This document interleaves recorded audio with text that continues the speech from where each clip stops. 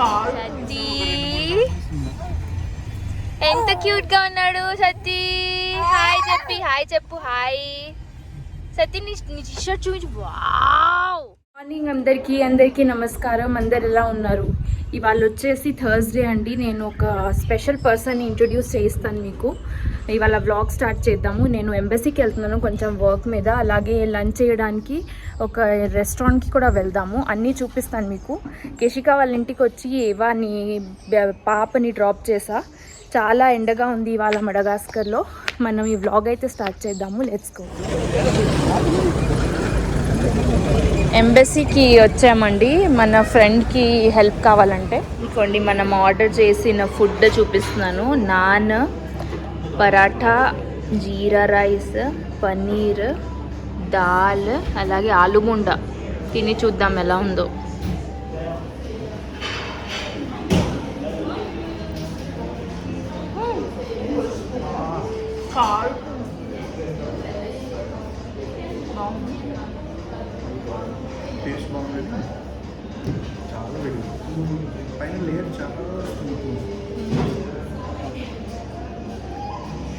ఇక్కడ నుంచి చూస్తే, ఈ రెస్టారెంట్ నుంచి చూస్తే చూడండి, ఇది మెయిన్ ఏరియా, లోకల్ ఏరియా ఇది. ఇక్కడ లోకల్ ఏరియాలో వీళ్ళు మన తమిళ్ వాళ్ళు లిటిల్ ఇండియా అని చెప్పి రెస్టారెంట్ పెట్టుకున్నారు. చాలా రష్ ఏరియా. ప్రస్తుతానికి అయితే అంతగా రష్ లేదు, టైం అవ్వలేదు కాబట్టి. కాకపోతే ఇక్కడ మార్కెట్ ఏరియా, ఇక్కడ అంతా స్ట్రీట్ మార్కెట్ చూస్తున్నారు కదా. జూమ్ చేసి చూపిస్తే మీకు కనిపిస్తుంది. సైడ్లో మొత్తం పెట్టారు కదా, అలాగే అలా నడుచుకుంటూ వెళ్ళిపోతే మొత్తం స్ట్రీట్ మార్కెట్. చాలా మనం ఇంటికి సంబంధించినవి చాలా మనం కొనుక్కోవచ్చు. సత్తి ఎంత క్యూట్ గా ఉన్నాడు సత్తి. హాయ్ చెప్పు హాయ్ సత్తి. నీ టీ-షర్ట్ చూపించు. Wow, beach vibes. హాయ్ చెప్పి నాన్న. ఎంత క్యూట్ డ్రెస్ వేసుకున్నాడు సత్య, వైట్ అండ్ బ్లాక్. నువ్వు హీరో అయిపోతావు సత్య.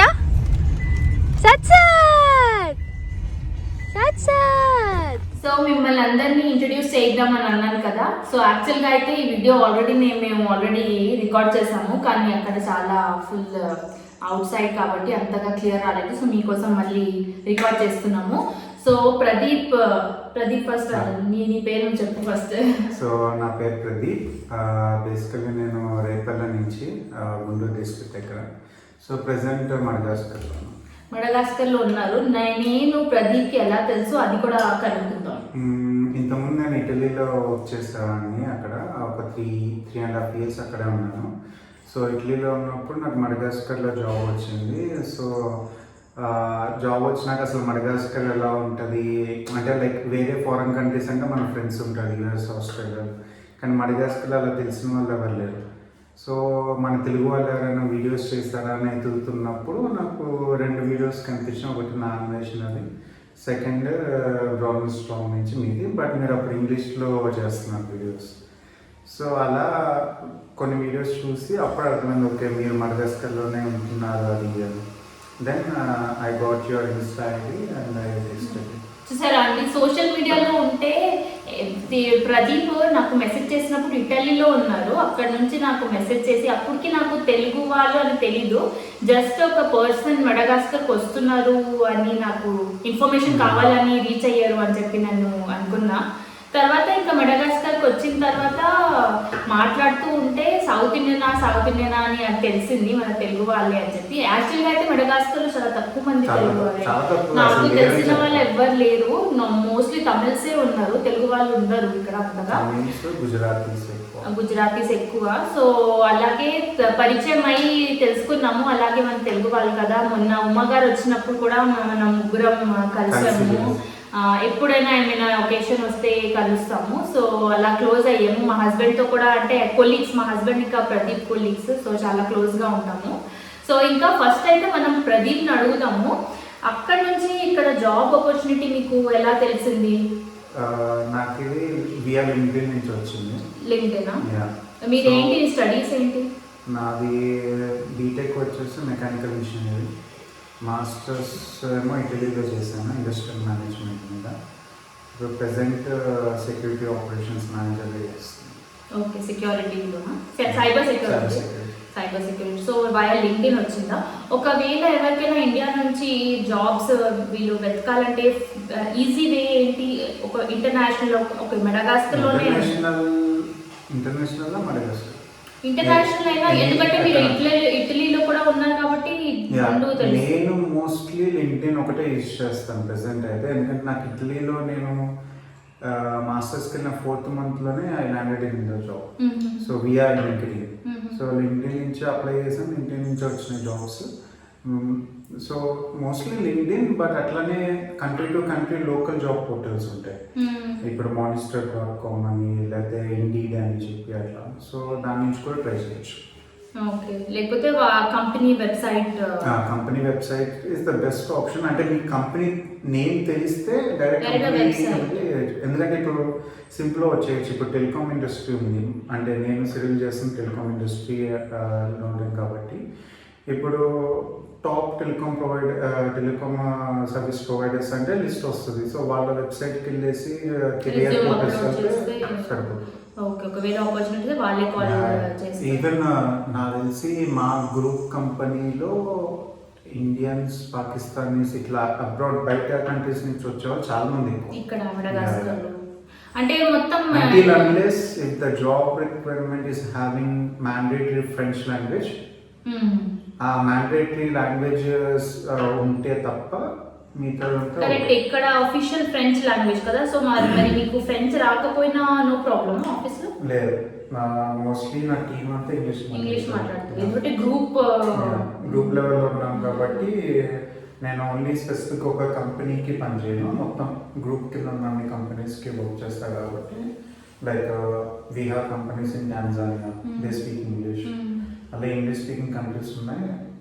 సో మనకి చాలా మంది ఇండియన్స్ ఉన్నట్టున్నారు కదా కంపెనీలో. కొంచెం తక్కువేనా? పాకిస్తానీస్ ఎక్కువ.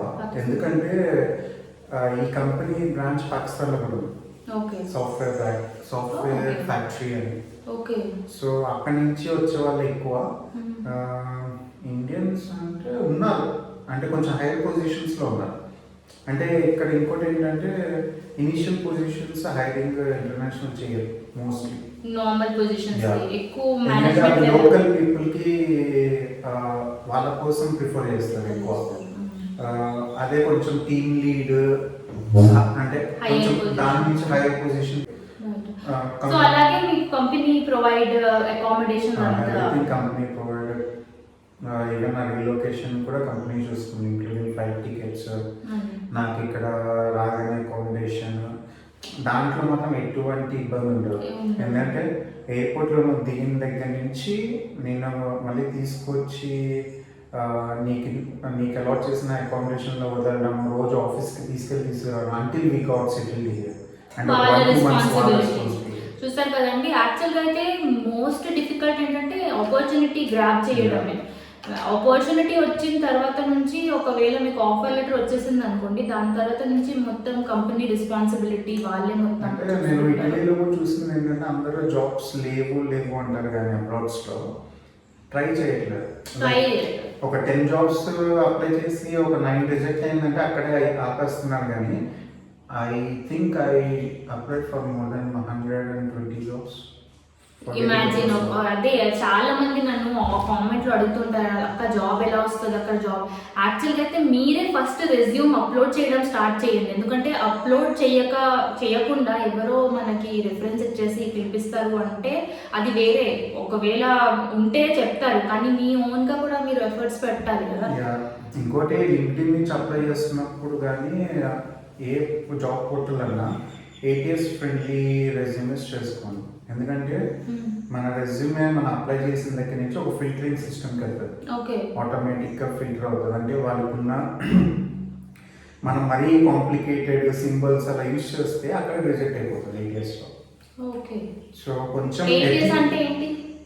ఫుల్ ఫామ్ తెలియదు కానీ It's a kind of software which will filter out shortlist resumes based on the requirement. So మనం ఒక ఫార్మాట్ ఉండాలా, కరెక్ట్ ఫార్మాట్ రెజ్యూమ్ది ఉండాలా? ఇప్పుడు మనకి నెట్ లో చాలా ఉన్నాయి websites, ATS friendly resumes create చేసుకునే వెబ్సైట్స్ ఉన్నాయి.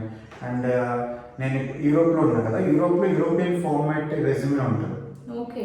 సో ఆ రెజ్యూమేలో చేస్తే తొందరగా షార్ట్ లిస్ట్ అవడానికి ఈజీ ఉంటుంది. మన ఇండియన్ ఫార్మాట్ వేరు, మళ్ళీ UK ఫార్మాట్ వేరు ఉంటుంది. అట్లా అంటే country to country they prefer certain format.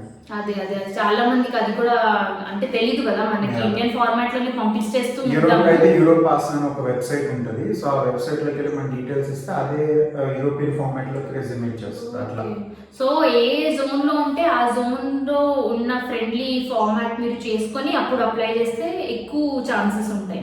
Abroad try చేయాలంటే అంటే మీకు రెజ్యూమే చేసే నాలెడ్జ్ ఉంటే చేసి అప్లై చేయండి. రెజ్యూమే బిల్డర్స్ ఉంటారు కదా, మేకర్స్, వాళ్ళతో చేయించుకుంటే చాలా ప్రొఫెషనల్ గా ఉంటుంది, easy to short list. Resume మీద కొంచెం మనీ పెడితే బెటర్, ఎందుకంటే ప్రొఫెషనల్ వన్ టైం ఇన్వెస్ట్మెంట్. దాని తర్వాత నుంచి మీరే ఎడిట్ చేసుకోవచ్చు కావాలంటే.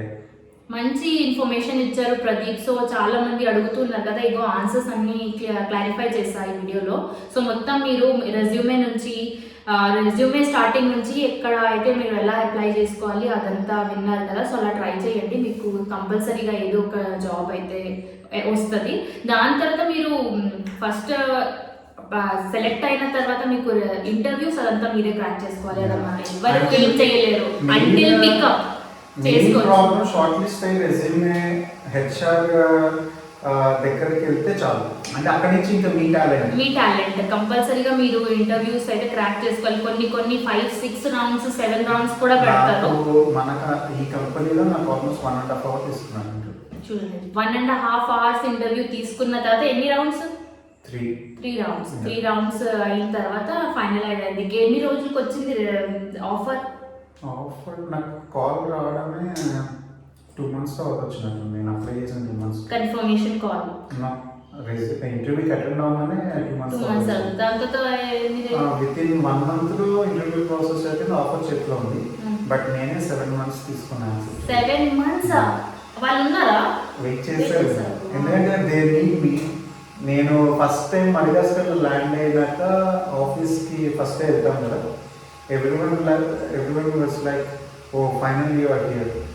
Because 7 months తీసుకున్నాను. 7 to 8 months easily. సో ఇప్పుడు ఎలా అనిపిస్తుంది ఇక్కడికి వచ్చిన తర్వాత? ఓకేనా job wise it's really good. It's good. Even stay కూడా బాగానే ఉంది. కొన్ని ఉన్నాయి but we need to adjust. అది అంటే మరి మైన్యూట్ డీటెయిల్స్, లైక్ అంటే మనకి ఇప్పుడు ఇండియా నుంచి డైరెక్ట్గా వస్తే అంత అనిపించదు, కానీ బట్ వేరే కంట్రీస్లో వర్క్ చేసి ఇక్కడికి వచ్చామంటే ఆ డిఫరెన్స్ అనేది బాగా తెలుస్తుంది. కానీ ఇక్కడే లగ్జరీగా ఉండొచ్చు, చాలా లగ్జరీగా ఉండొచ్చు. యాక్చువల్గా లగ్జరీగా ఎందుకు ఉండొచ్చు అంటే అదే సేమ్ మనీలో మీకు దొరికిన స్పేస్, అలాగే మీకు అకామిడేషన్ ఇక్కడ ఈజీగా దొరుకుతుంది. సేమ్ మనీలో మీరు యూరోప్ లేకపోతే వేరే, సింపుల్గా చెప్పాలంటే నేను ఇక్కడ పే చేస్తున్న ఇక్కడ కంపెనీ పే చేస్తున్న అపార్ట్మెంట్ నేను ఇంట్లో తీసుకోవాలంటే నాకు 3 times ఉంటుంది. 3 times ఉంటుంది. సో అదే ప్రాబ్లం, స్పేస్ ప్రాబ్లం. మనకి డెవలప్డ్ కంట్రీస్ లో అంతగా మనకి స్పేస్ ఇష్యూ వస్తుంది. ఇలా ఇక్కడ లగ్జరీగా మనం ఎక్స్పీరియన్స్ వర్కింగ్ హియర్, ఎందుకంటే మంచి ఎక్స్పోజర్ ఉన్న కంపెనీ. తర్వాత మనకి కాంపిటీషన్ తక్కువ ఉంటది, ఎందుకంటే ఇండియాలో ఐటీ కాంపిటీషన్, అందరూ ఐటీ ప్రొఫెషనల్స్. ఇక్కడ మన వాల్యూ మనం ఇక్కడ చూపించుకోవచ్చు, ఎందుకంటే ఇక్కడ వాళ్ళకి ఉన్న ఎక్స్పోజర్ మనకి చాలా డిఫరెన్స్ ఉంటుంది. మనం మాట్లాడితే వాళ్ళు వింటారు కూడా. Completely based on your knowledge. అంతే, నీకు నాలెడ్జ్ ఉంది అంటే నువ్వు ఒకటి చిన్న సజెషన్ ఇచ్చినా they will take in to consideration. But Italy అని చెప్పను, బట్ అదర్ కంట్రీస్ లో విల్ బి లైక్ చాలా మంది కూడా చెప్తారు. బట్ వాళ్ళు ఏంటంటే లోకలైట్స్ ఇచ్చిన సజెషన్స్ ఎక్కువ ప్రిఫరెన్సెస్. అంటే నేను చూసింది పర్సనల్ గా, అందరికీ అలా అవుతుందని కాదు, బట్ నేను ఇటలీలో పర్సనల్ గా చూసింది ఏంటంటే ఇటాలియన్స్ వాళ్ళు ఏదైనా డెసిషన్ తీసుకుంటే అది 100% అనుకుంటారు. అదే మనము అవుట్ ఆఫ్ ఎక్స్పీరియన్స్ కానీ అవుట్ ఆఫ్ మన నాలెడ్జ్ కానీ ఒకటి ఇస్తే they won't seriously consider that. Thank you so much Pradeep. మంచి ఇన్ఫర్మేటివ్ వీడియో చేసాము. సో చాలా మందికి ఆన్సర్స్ క్లారిఫై ఉంటుంది. Thank you so much.